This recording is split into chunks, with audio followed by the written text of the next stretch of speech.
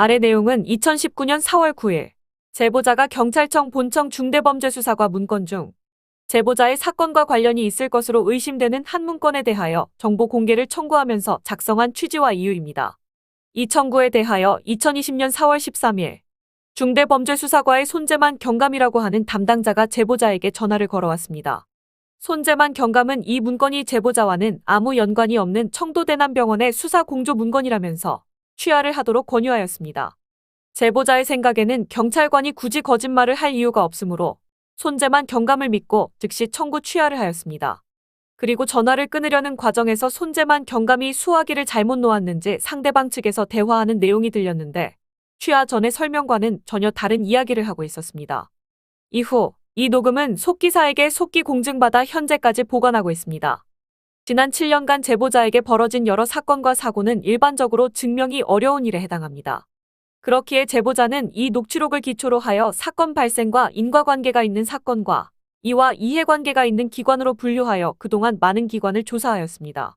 파악된 기관은 대통령비서실, 민정수석실, 국가안보실, 구안보지원사령부와 국군방위첩보사령부, 국군심리전단, 사이버사령부의 사이버심리전단, 대검찰청, 경찰청, 행안부, 해양수산부 산하 해양경찰청, 국가정보원, 국방부 예하의 여러 군기관 등으로 파악되었습니다. 그리고 사건별, 민간인 사찰과 각 기관의 공조로 인한 개인정보 침해 등을 당한 사실이 확인되어 이 녹취록을 통하여 사건을 일일이 검증하려고 합니다. 제보자는 이 문건을 대검찰청이 경찰청에 요청한 수사 공조 협조 요청 문건으로 파악하고 있습니다.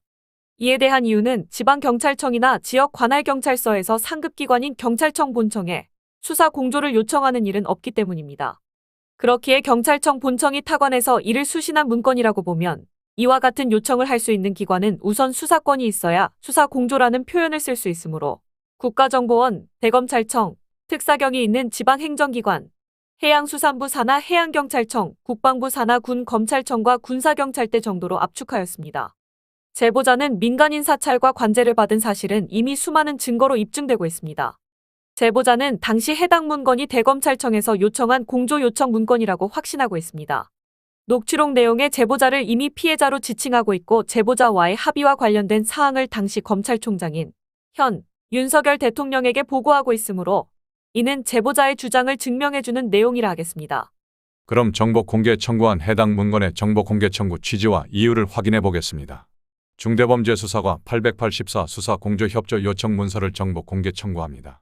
문서 제목, 수사 공조 협조 요청, 문서 번호, 중대범죄수사과 884, 생산 일자, 2020년 4월 6일. 안녕하세요. 저는 안동현이라고 합니다. 저는 오래전부터 민간인 사찰을 당하고 있습니다. 이를 주도한 기관은 경찰만이 아니겠지만 경찰은 절대 빠질 수가 없습니다. 수사 협조의 방식이든 아니면 독자적 수사의 방식이든 간에 경찰은 신청인에 대한 사찰에 관여한 사실이 있습니다. 매우 힘들고 어려웠던 시간이지만 수사기관으로부터 사찰을 받고 있다고 얘기해봐야 입증만 어렵고 또 긴급 구호나 다른 도움을 기대할 수 없어서 그냥 혼자 해결해야 한다는 게 가장 큰 어려움입니다. 저는 이미 경찰에 심증을 두고 있고 또 정확한 관서도 특정을 할 수 있습니다. 물론 중대범죄수사과에서 이를 모르지 않으리라 생각합니다. 저는 사찰을 빨리 끝내고 싶고 신청인의 고발로 경찰청 소속 사법경찰관리들의 범법이나 위법에 대해서도 나를 세우기보다는 가능한 경한 처벌을 받게 하거나 아니면 경종을 울리고 다시 경찰이 재도약하는 기회가 될 수 있다면 용서할 생각입니다. 그동안 신청인에게 저지른 만행으로 신청인의 생활은 아우지 탄광의 막장 생활보다 나을 것이 없으리만치 고통스러운 시간이었습니다. 그런데도 경찰은 이런 사실을 모르지 않으면서 사찰을 멈추지 않았습니다. 그래서 이번에 경찰이 사무의 분장으로 돌려가면서 신청인에 대한 민간인 사찰을 진행한 부분에 대하여 모든 관할서를 특정하여 책임을 물으려고 합니다. 하지만 그 전에 각 기관장으로부터 먼저 연락이 와서 사찰을 즉시 종료하고 피해 복구를 하여 준다면 굳이 고소나 고발을 늘리지는 않을 것입니다. 정말 이것이 마지막으로 참는 것입니다. 정보 공개 청구 문건을 읽고 담당자 스스로가 이 질문에 답변을 하실 수 있을 만큼의 정보를 가지고 있다고 생각합니다. 다만 개인의 입장으로 답변하기는 불편한 입장에 있으실 테니 담당자나 고위 경찰 공무원으로부터가 아닌 경찰청에 책임질 수 있는 답변을 바라며 이 수사 공조 협조 요청은 물론 비공개이겠으나 만약 신청인과 관련이 있는 일인데 은폐하였다가 나중에 밝혀진다면 그 부분은 피해 복구나 원만한 해결을 넘어 절대 용서하지 않고 무조건 법적으로 대응하거나 제 방식대로 마무리 짓겠습니다. 아래 녹취록 내용에 관하여 문제점을 서술하도록 하겠습니다. 2020년 4월 13일 경찰청 국가수사본부 손재만 경감과의 통화 녹취록. 발신 상대 전화 02-3150-1885 경찰청 본청 국가수사본부 중대범죄수사과 사무실 내 공용전화. 본인 수신 전화 010-6586-0182 제보자 본인 명의의 KT 선불폰. 문제점의 제기는 21페이지 6항 손재만의 웃음 이후부터입니다. 아래 항부터는 손재만 경감이 전화가 끊어진 줄 알고 당시 경찰청 본청 국가수사본부 중대범죄수사과 내에서 관계자들로 여겨지는 인물들과의 대화가 녹음된 내용입니다. 손재만, 이 전화로 거의 99% 다 해결되는 거야. 취하한다고 그랬으니까 조회해보면 취하했을 거야. 에 대하여 보편적으로 정보 공개 청구와 관련하여 이를 담당하는 정보 공개 청구 담당자는 청구 문건과 청구인 사이에 이해관계가 있는지를 먼저 파악하여 공개 여부를 결정합니다. 그리고 청구서만으로 공개 여부를 가늠하기 어려운 경우에는 담당자가 청구인에게 연락하여 제반 사항을 확인하는 게 보편적인 민원 처리 과정이라고 할 수 있습니다. 우선 녹취록을 확인해보면 손재만 경감은 이 전화로 거의 99% 다 해결되는 거야 라고 하면서 해결이라는 단어를 사용합니다. 이는 민원 업무 담당자가 사용할 수 있는 적합한 단어가 아닙니다. 해결이 아닌 결정이 맞는 표현일 것입니다. 해결이라는 단어의 사전적 의미는 자의적으로 미리 결정한 사항과 부합하는 내용으로 사무를 처리하는 경우에나 사용할 수 있는 표현입니다. 그렇다면 손재만 경감은 애초에 공개 여부를 판단하기 위해서가 아닌 제보자가 관련 정보에 다가갈 수 없도록 하려는 목적이 있었다는 점이 확인된다고 할 것입니다. 참고로 공공기관의 정보 공개에 관한 법률을 보면 정보 공개 청구 제도는 헌법상의 요청으로 알 권리에 근거를 두며 이는 헌법 제21조에 따른 표현의 자유에도 포함되는 내용이다 라고 이해되고 있습니다. 이는 헌법재판소도 같은 의미로의 해석을 내놓은 사실이 있습니다. 입헌 민주주의를 표방하는 국가에서 행해지는 국정은 국민의 의사 형성에 바탕을 두어야만 합니다. 이를 위해서는 우선 바른 정보가 선행되어야 할 것입니다. 그러므로 정보 공개 제도 취지인 국민의 국정 참여와 국정 운영의 투명성을 확보하기 위하여 실시되는 제도라는 점을 인식한다면 비공개 사유에 해당하는 조항은 필수적인 사안 외에는 이를 엄격하게 채택하여 정보 공개를 청구하는 청구인의 요구가 배척되지 않도록 하여야 할 것입니다.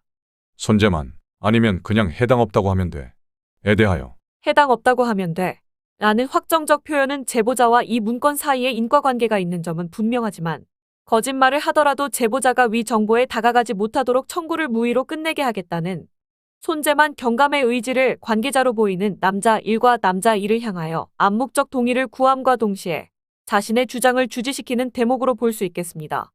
손재만, 18 대남병원이라고 그래. 누가 대남병원이라고 그랬어?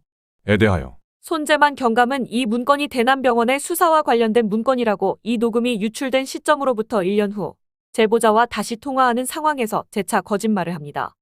우선 누가 대남병원이라고 그랬어 라는 발언에서 알 수 있는 사항은 손재만 경감과 제보자와의 통화가 단둘만의 단독 대화가 아닌 손재만 경감의 옆에서 함께 통화 내용을 청취하는 자가 복수 이상으로 존재하며 이들은 단순한 청취뿐 아니라 해당 민원 업무에도 적극적으로 개입하였다는 것입니다. 그러므로 이 사실만으로도 손재만 경감은 공무상 비밀을 누설한 것으로 형법 제127조 공무상 비밀의 누설죄를 범하였다고 할 것입니다. 형법 제127조 공무상 비밀의 누설, 공무원 또는 공무원이었던 자가 법령에 있는 직무상 비밀을 누설한 때에는 2년 이하의 징역이나 금고 또는 5년 이하의 자격정지에 처한다. 손재만, 이 목록은 XX 같던데요. 확인할 수 있는 방법이 있는가 봐. 애가 얘기하잖아. 내가 어떻게 알아? 애가 얘기하잖아. 그래서 문제점을 알았다는 거 아니야. 에 대하여 제보자와 손재만 경감의 통화에서 위 정보 공개 청구 문건이 하자가 있다거나 문제가 있다는 점을 이야기한 사실은 어디에도 없습니다. 제보자가 이 문건에 문제가 있다는 것을 미리 알았거나 반대로 손재만 경감이 해당 문건에 문제점이 있다는 걸 이야기하여 주었다면 제보자는 해당 청구를 절대로 취하하지 않았을 것입니다. 그런데 손재만 경감은 사무실 내에서 이 사건 관계자로 보이는 자들과 대화를 나누며 이 문건은 문제점이 있다는 점을 무의식 중에 이야기하였습니다. 이 문건으로 확인할 수 있는 그동안 제보자에게 벌어진 여러 사건과 문제점은 다음과 같습니다. 우선 각 기관의 민간인 사찰과 관제가 있기 전 해당 사건의 원인이 되는 사건은 2015년도 고양지청에서 발생한 사법농단 사건입니다. 해당 사건을 간략하게 설명하면 검찰이 형사사건을 조작하여 무고한 사건으로 허위의 참고인을 내세워 한 피의자를 구속, 기소에 이른 사건입니다. 또한 관련 사건에서 공적서 현행 수사협조 사실확인서를 수사협조와 전혀 무관한 지역폭력조직 간부의 재판부에 허위로 제공한 사법거래가 있었던 사건이기도 합니다. 그리고 이 과정에서 검찰은 피고 측 변호사를 매수하였고 법정 증인인 제보자에 대하여도 매수 제의한 사건입니다. 제보자에 대한 매수 제의는 당시 피고 측 변호인인 이상철 변호사를 통하여 주식회사 강월랜드 관리직 입사를 제의하였으나 제보자는 이 제의를 거절하였고 거절 직후 연이어 이해할 수 없는 사건들이 발생하였다는 점입니다.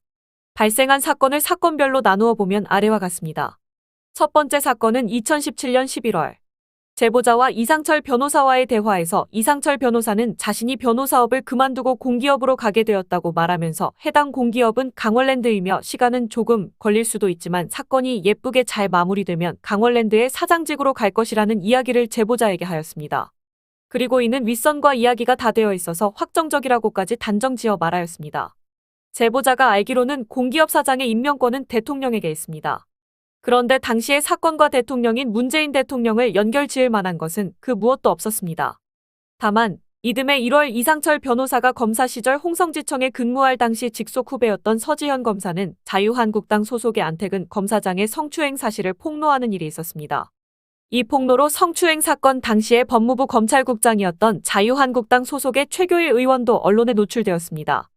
그리고 서지현 검사의 폭로에 힘을 실어주기 위하여 같은 해 2월 이상철 변호사는 JTBC에 출연하여 사실을 확인해주는 듯한 인터뷰를 하였습니다.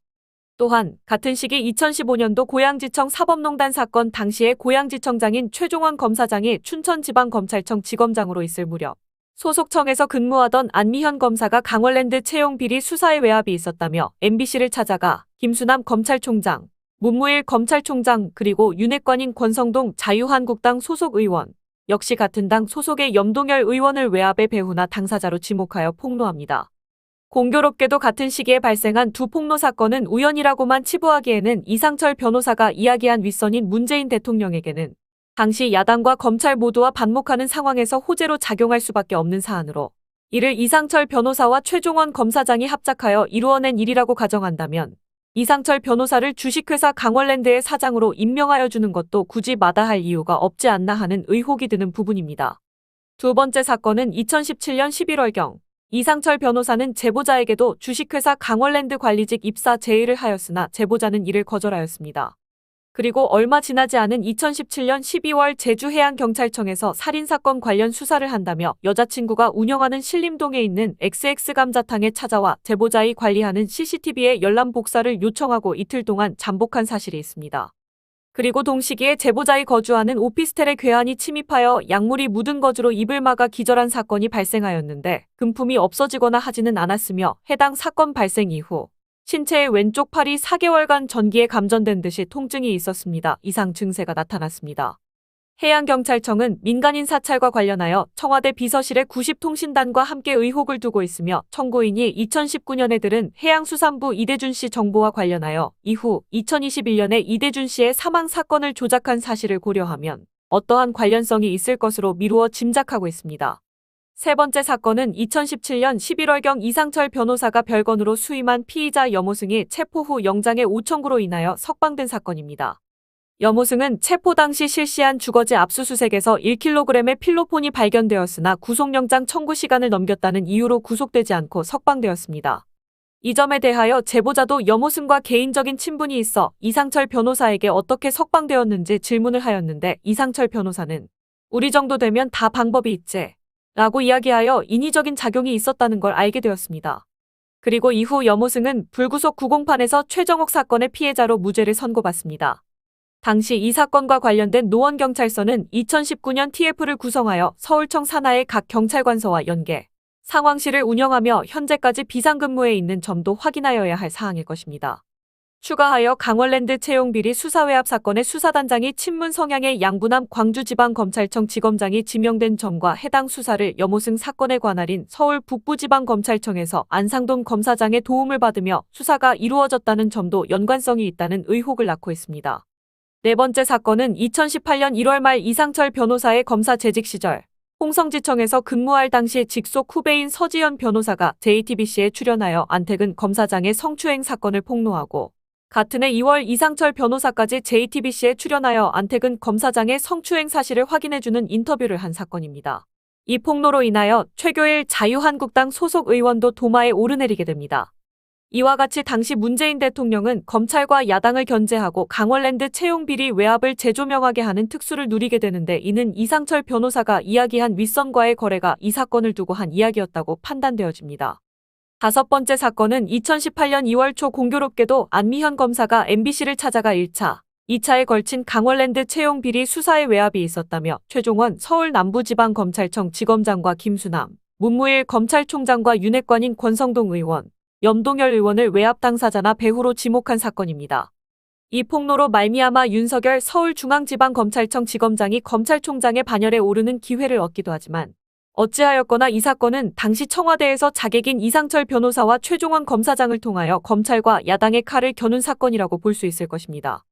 여섯 번째 사건은 2018년 5월 고양지청의 수사관 출신인 우용태 법무사가 모수철, 이강희 등과 만나 제보자를 형사 작업하기로 마음먹고 의정부지방검찰청 형사호부 333호실 서동민 검사의 지휘로 경기 북부경찰청이 사건을 진행하여 제보자가 형사처벌을 받게 할 목적으로 형사 작업한 사건입니다. 서동민 검사는 사건 외 뉴스타파에서 보도한 최정호 케이스와 관련하여 캄보디아로 도주할 수 있게 당시 제보 사건에서 최정호 가명 최지은에 대하여 피의자 신분이 아닌 참고인 신분으로 수사하여 이후 국가정보원과 경찰청의 비난을 받기도 한 인물입니다. 그리고 이 사건을 담당한 최찬열 경위는 사건 이후 제보자를 몇 번 찾아와 인간적인 도움을 주었으며 미안하다는 말과 함께 힘들다는 심경을 토로하였습니다. 그리고 곧 남양주경찰서로 전근을 가게 되었다고 하고는 얼마 후 순직하였습니다. 이뿐 아니라 제보자에 대한 첫 사건 형사 작업을 하였던 인천경찰청의 김태우 경위나 해당 사건에 관계된 노철문 경감도 모두 사망하는 일이 발생하였습니다. 담당 형사 3명이 얼마 차이 나지 않는 시기에 모두 순직하였다는 것도 의문이 들지 않을 수 없는 일입니다. 일곱 번째 사건은 2018년 12월 서울중앙지방검찰청 소속의 김태우 수사관이 청와대 감찰반원으로 근무하면서 여당이나 야당을 막론하고 모두 비위 행위가 있었다며 민간인 사찰에 대한 폭로를 한 사건입니다. 당시 6급 검찰 공무원이었던 김태우 수사관은 이 폭로 후 공무상 비밀누설의 혐의로 서울중앙지방검찰청에서 수사를 받기로 결정되었으나 하루 만에 결정이 바뀌어 수원지방검찰청으로 사건이 이첩됩니다. 수원지방검찰청은 이상철 변호사가 검사 재직 시절 부장검사로 있던 검찰청으로 이후 청구인과도 여러 추가 내용으로 접점이 있는 검찰청입니다. 당시 서울중앙지방검찰청, 수원지방검찰청, 서울동부지방검찰청은 서로 미묘한 관계에 있었습니다. 더욱이 청와대 하명 수사와 관련하여 울산시장 선거에 경찰의 수사까지 개입하여 울산에 직접 내려가기도 했다고 알려진 백원우 특감반원, 서울동부지방검찰청 형사육부 소속 수사관은 김태우 수사관의 주장과 일치하는 청와대 조국 민정수석실의 민간인 사찰과 관련된 내용을 이야기하였는데 2019년 12월 1일 극단적 선택으로 사망합니다. 그리고 사망 당시 발견된 유서에서 윤석열 검찰총장에게 가족들을 잘 부탁한다는 내용과 별건이 존재한다는 내용을 죽기 전 유서에 작성해 두었습니다. 우선 하명 수사와 관련하여서는 문재인 대통령을 위하여 직무를 수행한 것인데 가족들은 왜 윤석열 검찰총장에게 의탁하는 내용을 쓴 것인지 의문이 들지 않을 수가 없습니다. 청구인이 짐작하기로는 사망에 이르기 전 서울중앙지방검찰청에서 1회 감찰 조사를 받았는데 조국 민정수석실을 겨냥한 민간인 사찰 내용을 폭로하여 이 사안이 당시 검찰과 윤석열 검찰총장에게는 매우 유익이 있는 내용이었기에 해당 수사관은 윤석열 검찰총장에게 가족들을 잘 부탁한다는 내용의 유서를 쓸 수 있었지 않았나 미루어 짐작하고 있습니다. 그리고 해당 수사관이 사망하던 날 관제는 평소보다 몇 배 심해져 제보자도 결국 이를 이기지 못하고 칼로 복부를 찌르는 자해를 하였습니다. 이에 관제를 담당하던 기관원들은 매우 당황하였으나 바로 50억 원의 합의금을 주겠으니 밖으로 나오라고 하여 5시간 동안 유인한 사실마저 있습니다. 여덟 번째 사건은 뉴스타파에서 보도한 최정호 케이스의 최정호 가명 최지은과 지인관계에 있으며 2017년 X성수와 관련하여 고양지청에 수사 협조한 사실이 있는 김정희가 2019년 6월 5일 언더커버로 기용되어 청구인과 만남에 이르게 된 사건입니다. 최지은과의 관계는 김정희의 카카오톡 대화 내용에서 발췌하여 복원하고 있습니다. 그리고 김정희는 의정부 지방검찰청 형사 5부 333호실 이부용 검사와 강동길 수석수사관 그리고 본인을 청구인에게 소개하여 준 오종대 의정부교도소 수감자와 공모하여 형사 작업을 시도하기도 하였으며 수원지방검찰청에서는 백민정을 통하여 그리고 개인 인맥인 수원지방검찰청 안산지청, 인천지방검찰청, 서울중앙지방검찰청과 연락하며 언더커버의 임무를 수행하였는데 당시 김정희 본인의 별건 사건을 무마하기 위한 시도였다고 알고 있습니다. 자세한 내용은 증거를 모두 보관하고 있으므로 따로 정리하도록 하겠습니다. 가장 명확한 점은 2020년 4월 9일 동대문 경찰서가 던지기를 하는 과정에서 이를 청구인에게 알렸다는 점이며 이는 2020년 4월 13일 경찰청 본청 국가수사본부 중대범죄수사과에서 유출된 통화 녹음 내용에 간지 이틀밖에 안 됐는데 어떻게 알았는지 그러니까 내가 깜짝 놀란 거지. 라는 당시 사건 관계자의 발언으로 이미 김정희가 사건에 관여하고 있으며 경찰과 검찰에 동조하고 있었다는 점을 알 수 있습니다. 9번째 사건은 2019년 7월 8일 의정부시 호원동에서 이이지 불법 실험이 주민에 의해 발각된 사건입니다. 당시 현장에는 호원파출소 소속의 순찰 차량까지 나와 있었으며 현장 상황을 목도하고 있었습니다. 이 상황이 발각된 건 옆집 아주머니인 501호 거주자가 어린아이와 산책을 다녀오다가 건너편 한솔빌라의 옥상, 4층, 1층 등에서 무리를 지은 사람들이 건너편인 신일파크빌 한 곳을 주목하여 일련의 행위를 하는 것을 발견. 이에 대한 항의를 하면서 소동이 있어 목격된 사건입니다. 이 장면의 일부는 제보자가 동영상으로 촬영하였는데 촬영을 방해하려는 듯 제보자 집에 인터폰을 누르기도 하였습니다. 자세한 사항에 대해선 추후 다시 설명하겠습니다. 10번째 사건은 2019년 9월 양평소방서에서 제보자에 대한 범죄 전력 사실 조회를 요청한 사건입니다. 제보자는 실종이나 구조 군안의 신고 이력이 없고 실화나 방화와 관련하여서도 아무런 연관성이 없으며 시설물에 관하여 소방법 관련하여서도 관련된 어떤 행위가 없었으므로 소방청에서 제보자에 대하여 범죄 전력 사실 조회를 경찰청에 요청할 이유는 없습니다. 추후 이 사실을 알고 양평소방서에 정보 공개를 청구하자 담당자는 경찰청에서 시켜서 했다는 답변을 내놓았습니다. 11번째 사건은 2019년 10월 서울중앙지방검찰청 집행이과에서 청구인을 대상으로 민간인 사찰을 진행한 사건입니다. 사유는 추징금 납부에 관해서라고 하였으나 전화를 걸어온 집행이과 직원은 추징금 납부 이행 독촉에 대해서는 단 한마디도 한 사실이 없습니다.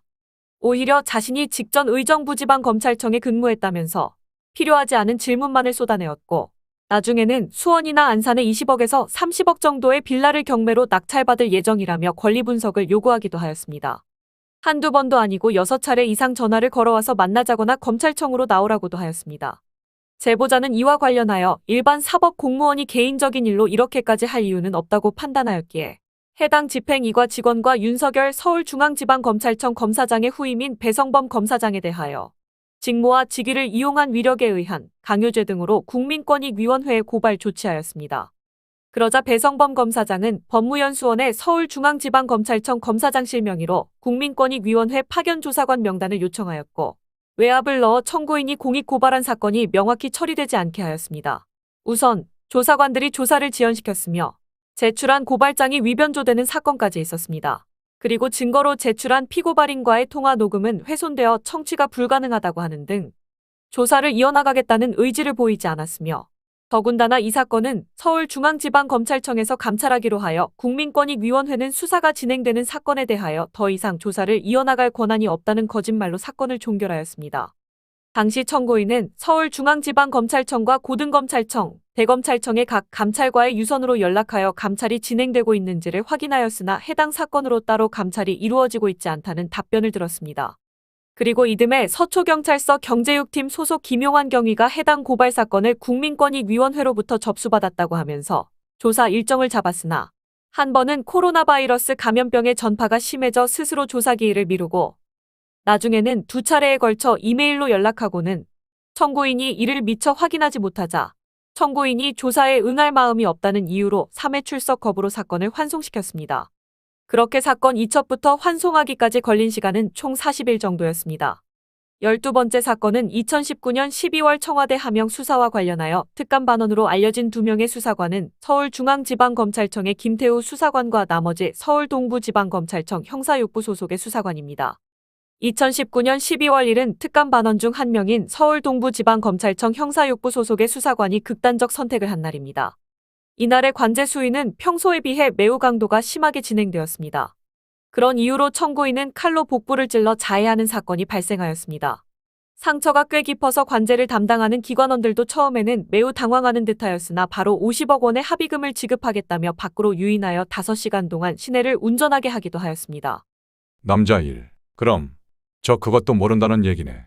저 의료보험공단에서 알려준 거 아니네. 에 대하여. 그것도 모른다는 얘기네 발언 위에 청도 대남병원으로 유도신문을 한 것에 주목해야 할 것입니다. 이 대화보다 선행된 질문이 대남병원에 입원한 적이 있느냐의 질문이며 제보자는 거기 살지도 않는데 제가 왜 거기 입원해요? 라고 답하고 있으므로 제보자와 청도 대남병원이 관계가 없는 경우에 그럼 저 그것도 모른다는 얘기네. 저 의료보험관리공단에서 알려준 게 아니네. 라는 성립식이 완성되려면 경찰청에서 어떠한 추가적인 내용을 알고 있는지는 단정 지을 수 없으나 적어도 청구인과 경찰청을 포함하는 남자 1의 소속기관의 공통사안은 코로나 감염병에 대하여 제보자가 어떤 정보를 가지고 있는 것을 전제로 하여 이를 발설한 사실이 있으며 이를 상대방은 들은 사실까지 있지만 제보자의 정보 출처에 대하여는 당시까지 파악하지 못한 상황이다. 라는 이야기로 판단하여도 전혀 무리가 없을 것입니다. 손재만. 아니 그것도 아니야. 자기는 대남병원 간 적도 없고. 내가 왜 이걸 왜 가네 웃음. 걔 무조건 한 거야. 내가 알기로. 에 대하여. 걔 무조건 한 거야. 라는 말은 마약 투약에 대한 의심입니다. 이미 경찰청은 2019년 9월 소방청 양평소방서를 시켜 청구인에 대한 범죄 전력 조회 회보 요청이라는 문건으로 전과 기록을 공식적으로 열람한 사실이 있습니다. 이 문건에 대해 양평소방서의 사유를 문의하자 경찰청에서 시켜서 했다는 답변을 들을 수 있었습니다. 어떻든 이 문건을 신청한 날은 2020년 4월 10일인데 신청 전날 여자친구로 위장하여 잠입한 언더커버인 김정희가 구속되는 사건이 있었습니다. 언더커버를 체포하여 구속한 동대문 경찰서는 제보자의 집에 무단으로 침입하였고 압수수색을 할 것이라고 하면서 필로폰 10g을 안방에 던지고 갔습니다. 그리고 이에 대한 예비 동작과 작은 비닐봉지를 꺼내는 모습은 현관을 비추던 CCTV에 녹화되어 이를 관리회사에 열람 복사를 요청하였고 현재 제보자가 소장하고 있습니다. 제보자는 이 던지기 사건을 경찰청에서 확인시켜 주어 매우 고맙게 생각하고 있습니다. 왜냐면 작은 비닐봉지를 꺼내는 모습이 CCTV에 찍혀있다 하더라도 동대문 경찰서가 이를 부인하면 그게 소금인지 마약인지 입증해야 하는 책임은 제보자에게 있기 때문입니다. 여기서 경찰청의 손재만 경감은 내가 알기로라고 끝말을 잇습니다. 위, 걔 무조건 한 거야. 라는 추론은 전과 사실을 알고 있는 자라면 투약 가능성에 대하여 의심을 해볼 수는 있을지 모릅니다. 하지만 통화 녹음이 있고 그 녹음을 들어보면 제보자는 매우 합리적이고 똑바른 어조로 질의에 대답하며 자기 주장도 손재만 경감에 비하여 명확하게 하고 있습니다. 그러므로 이를 근거로 투약을 의심하는 건 매우 불합리하며 더욱이 상대는 노련한 최소 20년차 베테랑 수사관입니다. 그런데 그는 말끝에 내가 알기로 라는 표현을 사용하였습니다. 내 생각에는, 내 추측에는, 내가 보기에는, 내 짐작에는 과는 전달력이 매우 다른 표현입니다. 이 표현의 의미는 사전 정보를 가지고 있었다는 얘기입니다. 그리고 이 문제를 서울 북부지방검찰청에 고발한 사실이 있습니다. 언더커버였지만 함께 산 의리가 있어 던지기 내용은 굳이 말하지 않았으나 서울 북부지방검찰청에 고발한 고발장 내용은 동대문 경찰서의 다른 위법 사실을 명확하게 적시하였고 입증 증거와 함께 매우 논리적으로 문제점을 개진하였으나 서울 북부지방검찰청은 해당 고발을 각하 처리하였습니다. 이후 던지기 사건까지 추가하여 국민신문고를 통해 서울 북부지방검찰청에 재고발하였는데 이는 고발이 아닌 진정사건으로 분류하여 3년이 지난 지금까지 고발인에게 연락조차 하지 않고 고발 민원을 처리하지 않고 있는 상황입니다. 남자 1. 검찰총장님이시죠? 에 대하여. 당시 검찰총장은 윤석열 검찰총장이었습니다. 위 녹취록은 경찰청 본청 사무실 내에서 이루어진 대화입니다. 어떠한 사건이기에 경찰청에서 대검찰청 검찰총장에게 사건의 마무리가 되지도 않은 상황에서 실시간 보고를 할 수 있을지 생각해 보았습니다. 우선 전화를 건 사람의 지위도 중요할 것입니다. 그가 경찰이라면 조금 부자연스럽거나 더욱 이해가 가지 않습니다. 조직은 격과 식이라는 게 존재합니다. 이등병이 타 부대의 장군에게 보고하는 일은 없습니다. 이등병이 아니라 사관이나 위관 영관이라도 쉽게 타관의 기관장에게 직보고를 하는 건 일반적인 일에 해당하지 않습니다. 제보자는 남자 1을 2015년 고양지청 사법농단 사건의 핵심 관계자인 주재준 수사관이라 추정하고 있습니다. 우선 목소리가 호남방언의 억양도 유사하였으며 정보공개 청구 공개 목록에서 퇴직 공무원에 대한 근무 상황을 보고 받는 문건을 찾아 확보하고 있습니다. 퇴직 공무원의 근무 상황 보고라는 게 좀 어색하게 느껴지긴 하였습니다. 퇴직 공무원을 상황 근무에 투입시켰다는 의미로 해석했습니다. 물론 근무 상황을 보고하는 걸로 이해할 수도 있으나 피보고자가 누구냐에 따라 해석의 의미는 달라질 수 있다고 봅니다. 이와 같은 사실에 더하여 위에서 이야기한 문재인 대통령과의 야합이 있었을 경우 문재인 대통령 대 윤석열 검찰총장의 구도, 대검찰청 대 국가정보원을 포함하는 경찰청의 구도, 더불어민주당 대 자유한국당 현 국민의힘과의 구도로 당시 상황을 고려하면 검찰과 경찰의 긴밀한 공조를 그것도 수사사건이 아닌 한 개인에 대한 감시와 통제를 위한 공조가 가능한 경우는 어떤 다른 목적에서 전략적 동맹이 없으면 불가능한 일이라고 할 것입니다. 남자 2. 서울청 광수대에 대하여 이 녹음은 서울지방경찰청이 아닌 경찰청 본청 국가수사본부 중대범죄수사과에서 녹음된 내용입니다. 그곳에 굳이 서울지방경찰청 광역수사대가 자리할 이유는 없습니다. 이 사건과 관련하여 서울지방경찰청 광역수사대를 비롯하여 전국지방경찰청의 광역수사대가 모두 투입되었습니다.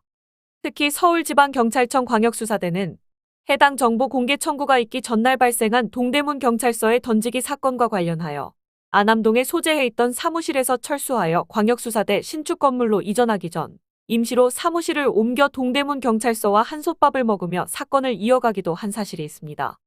더군다나 서울지방경찰청에 대하여 주목할 점은 서울지방경찰청의 주도가 아닌 노원경찰서를 필두로 하여 송파경찰서, 강남경찰서, 서초경찰서, 종암경찰서, 동대문경찰서, 강북경찰서, 용산경찰서, 마포경찰서, 종로경찰서, 영등포경찰서, 관악경찰서의 형사과 강력반이나 마약반, 사이버수사대가 사건 이전과는 달리 지난 3년간 초과 근무와 휴무일 근무를 이어갔는데 근무의 내용은 종합상황실을 두고 비상체제로 상황 근무를 하였다는 점입니다. 2019년 하반기부터 집중적으로 진행된 상황 근무는 매우 이례적이었는데 이 결과 관련 범죄 사건의 검거율이 상승하였나 보면 오히려 검거율을 역행하였고 2019년 8월에 총리령으로 마약류 사건에 대한 집중 단속과 강력한 대처를 하라는 취지의 하달문이 행안부를 통해 전달되지만 시국 사건으로 인하여 총리령으로 하달된 명령은 3일 후 바로 명령 철회를 하게 되는 일도 있었습니다. 분위기 파악하지 못하신 총리님이셨죠. 이런 상황에서 수사 기법이나 광역수사가 가능한 서울지방청 광역수사대는 전방위로 활용되게 됩니다. 남자 1. 피해자 했으면 합의하고 에 대하여 제보자를 이미 피해자라고 규정하고 있습니다. 그러니 문건의 공조수사라는 말도 잘못된 것입니다. 이때 제보자에 대하여 국가형사사법 피해자로 공표하는 대통령실 명의나 검찰총장 명의의 성명서 발표와 함께 사건을 수습했어야 합니다. 그랬다면 이렇게까지 장기간 큰 사단이 발생하지는 않았을 겁니다. 제보자를 피해자로 규정하였다는 건 검찰이나 경찰에서 스스로 죄를 인정하고 있다는 의미입니다. 그런데 정작 다음 발언이 더 문제입니다. 했으면 합의하고 위에 손재만 경감이 100% 했네, 했어, 내가 알기로 의 문맥과 같은 맥락으로 보면 될 것 같습니다. 마약 투약이죠. 마약 투약이 확인되면 대검찰청과 경찰은 피해자와 합의를 보겠다고 하고 있습니다. 왜 그들이 이런 말을 하였을지 생각해보면 그냥 피해자로 규정하고 합의를 보기에는 너무도 큰 출혈이 있을 게 뻔히 예상되기 때문이었다고 할 수 있을 것입니다. 그래서 형사 작업을 충분히 시도해보았다가 실효를 거두지 못하게 되자 전날 동대문 경찰서에서 압수수색을 빙자하여 필로폰을 던지게 하여둔 다음 혹시라도 제보자가 이를 사용하게 되면 이를 약점 잡아 다소 유리한 조건에서 위력과 협박으로 제보자와 합의를 보려고 한 것이라고 판단됩니다. 하지만 이 통화 녹음의 유출로 인하여 그마저도 실행할 수 없게 되어버렸습니다. 그리고 재미있는 건 법을 수호한다는 검찰과 경찰이 매우 무지하다는 것입니다. 우선 마약류 범죄의 피해자는 별건으로 다른 범죄가 예를 들어 투약 후 강도나 살인 등을 하여 피해자가 발생한 경우가 아니라면 일반적으로 매수, 알선, 소지, 투약의 피해자를 누구로 규정하고 있을까요? 이는 국가가 피해자가 됩니다. 마약류 범죄는 중독성이나 습관성이 있어 이를 끊기 힘들고 한 번 손 떼면 연속적, 지속적 재사용하는 경향이 뚜렷하게 나타나며 이는 과학적으로 증명된 사실입니다. 마약류나 향정신성 의약품의 경우 위와 같이 남용하기가 쉬운데 이렇게 되면 개인과 사회에 심각한 문제를 일으킬 수 있다고 보고 있습니다. 그렇기에 사회적 해악이 있는 범죄로 분류하여 대한민국에서는 매우 중한 처벌을 하고 있습니다. 이렇게 사회적 문제 발생의 소지가 큰 마약류 범죄는 예방적 차원에서 국가를 피해자로 보고 있는 것이고 추징금 또한 국가에 귀속되는 이유가 그것이라 하겠습니다. 그렇다면 검찰과 경찰은 국가일까요? 아니면 국가가 아닐까요? 혹은 국가직 공무원은 국가일까요? 아니면 국가가 아닐까요? 법률적 해석으로 보면 국가직 공무원은 국가를 대리한다고 규정하고 있습니다. 일례로 국가공무원이 공무상 실수나 부주의로 인해 국민에게 형법에 저촉되는 정신적, 재산적 피해를 발생시키는 경우 당해 사건에서 해당 공무원이 일정 금액의 벌금이나 기소유예 이상의 유죄형으로 확정 판결되면 피해자인 국민은 이에 대한 보상을 받을 수가 있는데 이때 해당 공무원에게는 피해 보상을 청구할 수 없고 오직 국가를 상대로 국가손해배상을 청구하여야만 합니다. 그러면 국가가 피해자의 손해를 우선 배상해주고 상황에 따라 해당 공무원에게 구상권을 청구하도록 법률은 규정하고 있습니다. 그렇다면 국가직 공무원, 그것도 대한민국 양대 사법기관인 검찰과 경찰에서 제보자를 피해자로 규정하고 있고 마약 투약이 확인되는 경우를 한정하여 합의한다거나 아니면 합의 후에만 관제를 종료하겠다고 선언하였다면 제보자가 해당 범죄를 저지르는 경우 국가로부터 면책의 권리를 유지할 수 있을까요? 제보자는 면책 사유에 해당한다고 판단하고 있습니다. 만약 면책 사유에 해당하지 않는다면 국가는 권리와 의무를 매우 불공평하게 강요하고 있다고 보아야 하겠습니다. 혹은 위와 같은 법 해석이 아니더라도 우리나라는 입헌주의의 역사가 그리 길지 않아서 흔치 않은 사례나 특수한 사례의 경우 미국과 일본, 영국, 독일의 판례를 참고한다고 알고 있습니다. 제보자는 미국 연방법원의 한 판례를 생각해 보았습니다. 미국의 한 광산에서 발생한 사건입니다. 예전 미국의 어느 광산의 갱도가 무너져 광부들이 고립되는 사건이 있었습니다. 처음에는 갱도에 갇힌 광부들이 서로의 처지를 걱정하여 동병상련의 마음으로 서로를 위로하며 의지하였으나 시간이 지날수록 광부들의 눈빛은 변하기 시작하였습니다. 그러던 어느 날 가장 힘들어하고 오래 버티지 못할 것 같은 광부를 여러 광부가 공격하여 인육을 먹고 생명을 연장하는 사건이 발생하였습니다. 그렇게 그곳은 아기 지옥이나 다름없는 공간으로 변해가고 있을 무렵 다행히 구조대가 도착하여 매몰되어 있던 광부들이 구출되게 됩니다. 구조 후 지역의 검찰은 나중에야 위 사실을 인지하고 한 광부를 공격하여 살인하고 인육을 먹은 상대 광부들을 1급 살인 혐의로 기소하였습니다.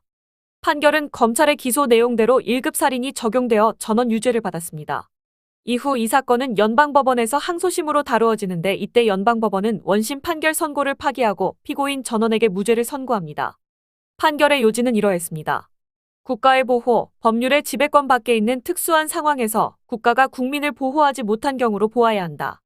위 사건은 국가의 제도권 밖의 특수한 상황에 있었고 법률의 보호권을 벗어난 제한된 공간에서 서로가 어쩔 수 없는 죽음을 인지한 상태로 인간의 본능이 발현하여 생존을 위한 어쩔 수 없는 선택을 한 것으로 보는 것이 더욱 타당하다 할 수 있다. 살인은 어떠한 경우도 정당화될 수 없다. 그러나 피고인들이 온전한 정신으로 버틸 수 있는 시간 내에 구조를 하지 못한 국가의 책임도 배제될 수 없다.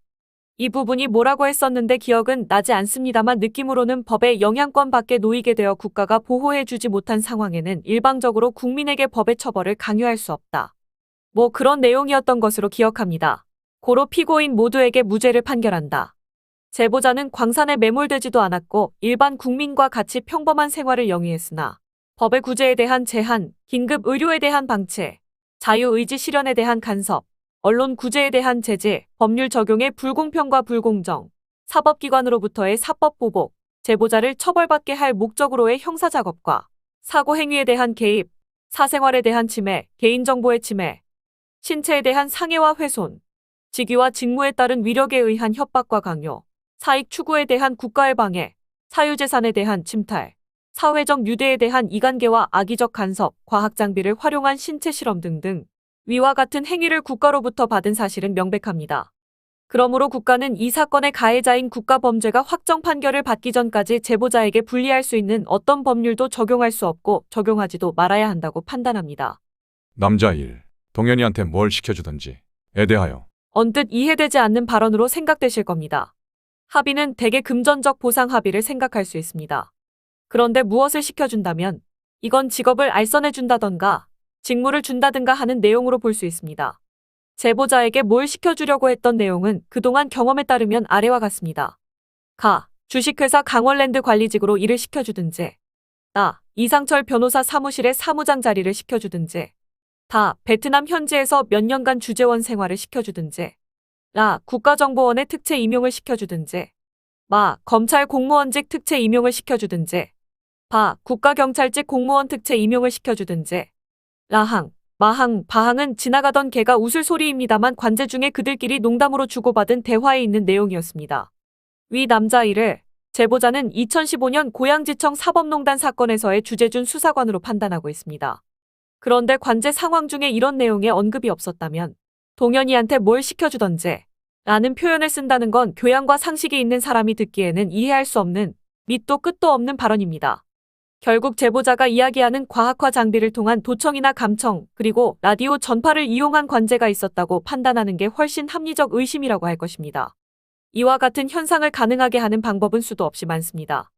문제는 검찰과 경찰이 이를 실행하였느냐 하지 않았느냐를 증명하는 일인데 적어도 이 녹취록에서 보면 실행하였을 가능성이 매우 높다라고 보는 게 합리적인 판단이라고 생각합니다. 남자 1. 피해자하고 합의하고. 아니야. 직접 말씀드려. 뭐라고? 오라 그래. 일단 내가 조금 있다 우리 사무실 가서. 대하여. 위 정보 공개 청구가 있던 날은 사건 며칠 전 동대문 경찰서의 작업이 무의로 끝나게 되자 대검찰청과 경찰청이 합의를 시도하려고 하였던 날입니다. 하지만 해당 통화 녹음이 유출되는 바람에 합의 시도도 무산된 사실이 있습니다. 그리고 위 대화에 아니야. 직접 말씀드려. 라는 내용은 이 발언 전 윤석열 검찰총장에게 미리 마약 투약이 확인되면 합의 시도를 하겠다는 선행 보고가 있었으므로 합의가 완료된 다음 합의에 이른 현장 인원이 직접 추가 보고를 드리라는 의미로 해석되며 내가 조금 있다 우리 사무실 가서 라는 발언에서 알 수 있는 건 남자 1은 우리 사무실이라는 표현으로 보아 중대범죄수사과 소속이 아니라는 사실입니다. 그리고 제보자를 불법 체포하여 자신의 사무실로 연행해 오라는 의미로도 해석되는 대목입니다. 이 합의 시도가 실패하자 얼마 후 2020년 4월 29일 집주인과 관리인에게 사주하여 무고로 상해 사건을 만들기도 하였습니다. 이는 역삼이지구대 강남경찰서, 서울중앙지방검찰청이 수사한 사건으로 이미 대법원에서 형이 확정되어 벌금 600만 원을 선고받았습니다. 그리고 지금까지 일부러 벌금을 납부하지 않아 기소 중지 상태에 있습니다. 제보자는 끝까지 벌금을 납부하지 않을 생각입니다. 이미 재판부에서도 이와 같은 사실을 알고 있었으나 유죄 선고를 하였습니다. 이것이 대한민국 사법부의 현실이며 이 당시는 양대 기관이 사법 구조개혁을 국민에게 약속하던 시기였습니다. 더불어 국가정보원의 개입에 대하여 무고 상해 사건이 발생한 당시 서울시 강남구 역삼동 694-1번지 더 판빌 301호의 임대인은 윤재만이라는 자로 서울신문의 고문까지 지낸 분이셨고 이명박 대통령의 친형인 이상득 의원과도 교분이 두터워 한때는 서울시장 후보로까지 거론되었다는 이야기를 제보자에게 직접 하기도 하였습니다. 민간인 사찰 이꼬르 국가정보원, 이명박 이꼬르 국가정보원, 이상득 이꼬르 서울신문, 임대인 이꼬르 서울신문 고문, 그리고 관제와 관련하여 국방부와 해군, 해병대도 빼놓고 이야기할 수 없는 이유가 있습니다. 어차피 군, 검, 경 모두 국가정보원의 인원이 배속된다는 점을 고려하면 이번 관제에서는 첨단 과학기술이 동원되었고 또한 실시간으로 인공위성을 활용을 하였다는 점입니다. 관제 기술이나 과학기술의 활용은 추후 설명을 따로 하도록 하겠습니다. 손재만. 우리 목록 있잖아. 그 목록 보고 한 거고. 작년 10월부터 우리가 카메라 놓고. 대하여. 우리 목록 있잖아. 그 목록 보고 한 거고. 작년 10월부터 우리가 카메라 넣고 사실 당시까지만 해도 집안의 몰래카메라에만 집착하였으나 현재는 fem토초, 아토초에 대한 의심을 하고 있습니다. 이는 경험에 근거하여 제보자에게 발생한 사실에 근거한 발언입니다. 다만 제보자가 과학자도 아니고 자연계가 아닌 이문계열이기에 그동안 수집한 자료와 관찰, 확인한 정보에 대하여 다시 정리하기로 하겠습니다. 그보다도 우리 목록 있잖아. 는 민간인 사찰과 관제의 과정에 대한 상황을 데이터로 보관하고 있다는 의미로 해석됩니다. 성명미상. 어쩔 건데? 대하여. 어쩔 건데? 라는 성명 미상자의 발언은 카메라를 설치하였거나 또는 같은 결과를 얻게 되는 방법으로 제보자의 일거수일투족을 확인한 사실은 있지만 제보자가 이들의 가해 방법에 대하여 절대 증명할 수 없을 것이라는 뜻의 비아냥이었다고 생각할 수 있습니다. 국가나 기관이 이렇게 민간인 사찰을 하는 경우는 위 대화에서 알 수 있듯이 이를 입증시키기가 여간 어려운 일이 아니라는 점입니다. 거의 불가능에 가까운 일이기에 누군가가 이런 의혹을 제기한다면 피해자의 입장에 서서 더욱 세심하게 이야기를 들어주는 사회 인식이 꼭 필요합니다. 이것은 특정한 인물이나 특정한 사건이 아니더라도 내가 그 주인공이 될 수도 있다는 걸 명심해야 합니다. 손재만. 우린 목록까지 있으니까. 우린 목록까지 있으니까.